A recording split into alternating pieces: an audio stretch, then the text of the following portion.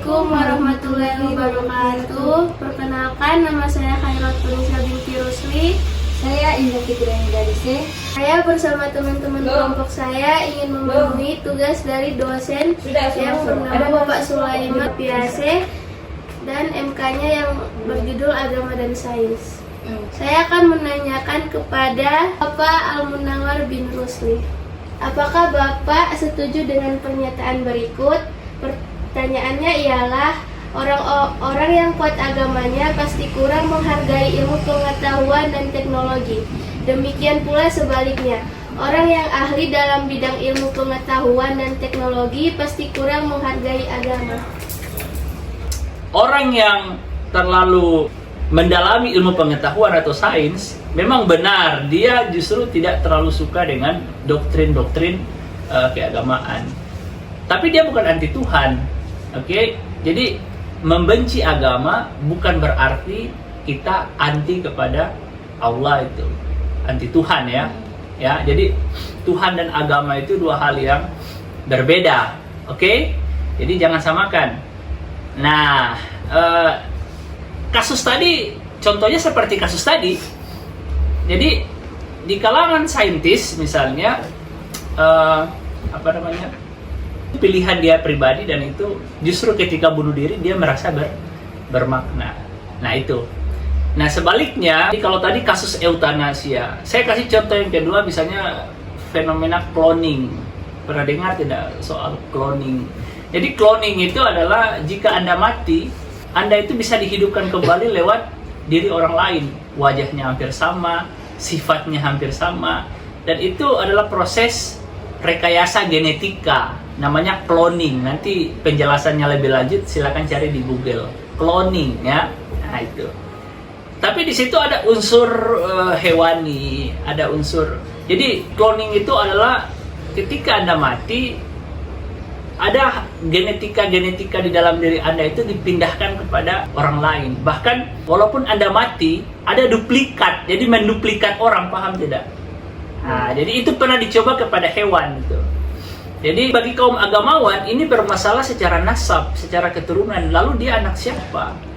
Atau misalnya itu satu contoh. Atau yang lebih mudah kalian pahami, kasus bayi tabung itu. Oke, jadi bayi tabung itu di dalam agama justru itu pengetahuan orang yang mencintai sains itu tidak bermasalah. Bayi tabung itu kan ketika suami istri tidak bisa punya anak, lalu pinjam sperma orang lain, lalu dikasih masuk, disuntik ke dalam perut sang istri kan, kalau jadi. Nah, bagi orang sains itu tidak masalah, karena bagi sains itu dasar baik buruknya itu adalah kesepakatan antara suami istri, antara manusia, bukan atas dasar fatwa-fatwa ulama itu. Bagi kaum agamawan ini bermasalah, ini anak siapa? Secara garis keturunan, dia keturunan siapa? Warisannya bagaimana dan lain sebagainya. Nah itu, gitu. Maaf terlalu lama, itu masih dijelaskan. Terima kasih atas waktunya. Saya dan kelompok saya pamit mengundurkan diri. Wassalamualaikum warahmatullahi wabarakatuh. Assalamualaikum warahmatullahi wabarakatuh.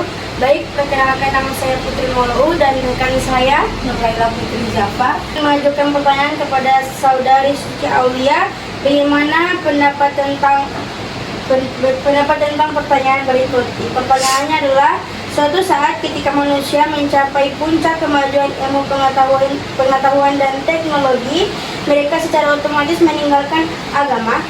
Menurut saya, dari pertanyaan tersebut bisa diambil kesimpulan bahwasannya kalau orang yang memiliki memahami ilmu teknologi dan sains, maka akan berjauhan dengan agama.